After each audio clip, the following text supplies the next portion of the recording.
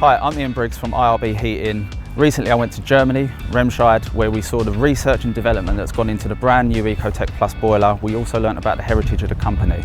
And then we also went to the launch event in London, and today we are here in Belper, Derbyshire, at Vaillant HQ to look at the brand new ecoTEC Plus boiler being built. So come with us and we'll have a look.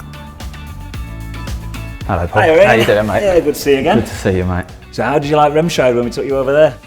I thought it was great. You get to see exactly what goes on behind the scenes. That's obviously in Germany.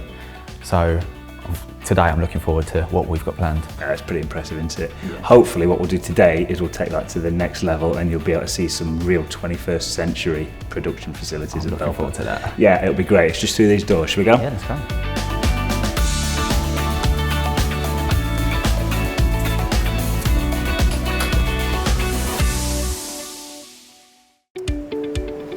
Right Ian, so here we are on the brand new ecoTEC Plus track. This was built for the 2023 appliance. Okay. Kelly's going to be building a boiler for us today. Kelly's been with the business for 19 years. Okay, yeah, hi. So the life of the appliance starts with this trolley. Yep. It's got an RFID chip on it. So what we're going to do is we're going to match the chassis that's going to go onto the trolley with the builder, with the chassis, and everything's going to be paired up, which gives us a complete audit trail, if you like, of the entire build from start right the way through to finish and then on to testing. Yeah, that's smart that is. Yeah. Right, so here we are at stage one of the build. So the first thing that Kelly's going to do is going to put the chassis of the boiler onto the trolley and then bring it forward to put the heat engine in place. But what is that on the back of that?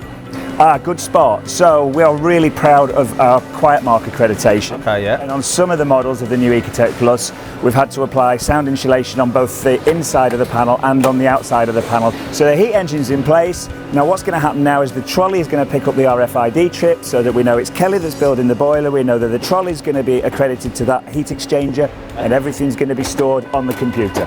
So it's a full process. Absolutely, and the heat exchanger locks into two lugs on the top here and then we secure it with one screw at the bottom. Like it.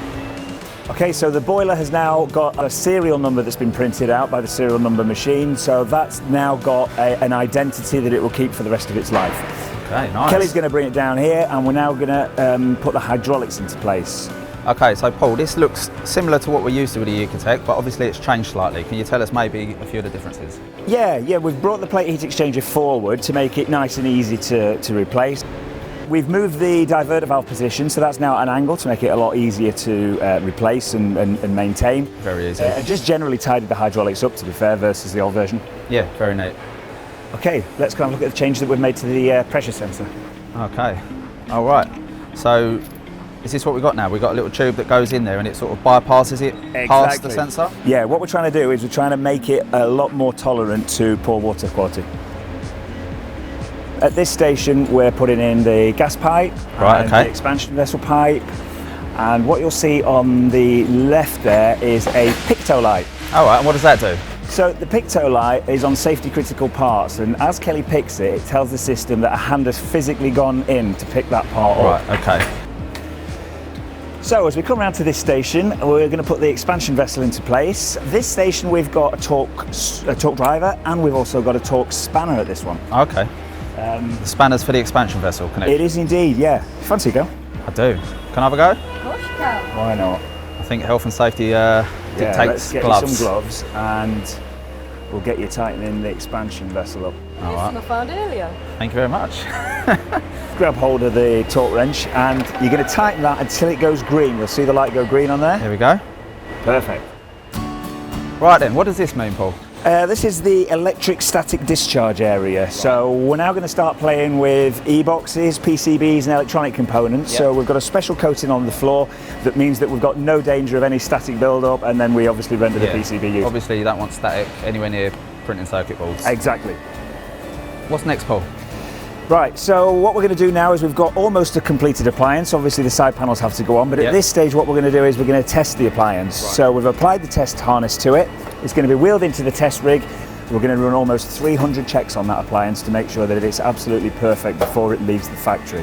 One of the last things we do is we put the Vaillant hair badge on the front of the heat exchanger, and that foil just needs to be peeled off if you want to do that. Okay, well, what if we leave it on and see if it fails? It will definitely fail the test if you leave that on. You want to try it? Let's try it. Okay. Right, that looks like that has failed to me, Paul. Yeah, it has indeed, and that's because we didn't take the film off the sticker on the heat exchanger of the Vaillant hair. It's picked up from the camera that wasn't removed. And as you can see, the attention to detail and the attention to quality that these test rigs pick up means that boiler is going to leave the factory in mint condition, ready for you to install. I mean, that's impressive that something as small as a sticker not being peeled off gets detected. It would detect even if there was a whisker missing. Wow. So here we are almost at the end then, Ian. Yeah. And we've got the signature strip. The boiler has had a serial number on it since the very first stage. Yeah.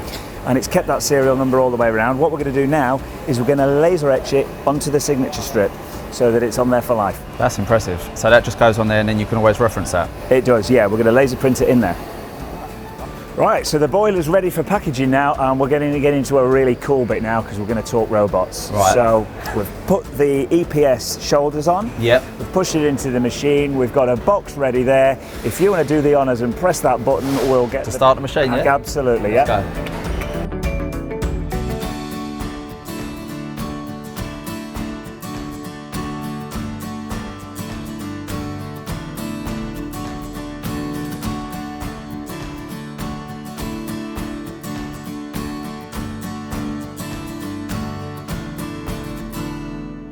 So what did you think to that then? I mean, it's impressive. We saw it from, like, you put it on a trolley right at the beginning and it literally, as you go around, logs its way and then it gets scanned, every part tested. It's impressive. Yeah, exactly. What we're trying to achieve here is 100% build 100% of the time. So that when you get that boiler out of the box, put it on Mrs. Smith's wall, we know that we've done as much as we can to make that boiler fire first time for you. The fact that it's from start to finish, it's a whole process and you can't skip it. Like, it has to be done correctly. When you think about it, we do over 700 checks on every single boiler, and you've seen today the torque on every screw is now measured. We've got, and I know that 28-digit serial number, it's a pain in the backside for installers, but it's there for a reason. So when someone comes to me and says, Paul, your fittings pack wasn't in the boiler, there is absolutely no way that can happen in this factory, as you've seen today. It's good as well, like the way that even the cameras on the test rigs and things like that, it picks up the smallest days out. Well, I'm glad you enjoyed it. Thanks for coming up to Belper and having a good look around. I hope you enjoyed it as much as we enjoyed having you. Oh, it was a fantastic day, so yeah, thanks for having me. Brilliant.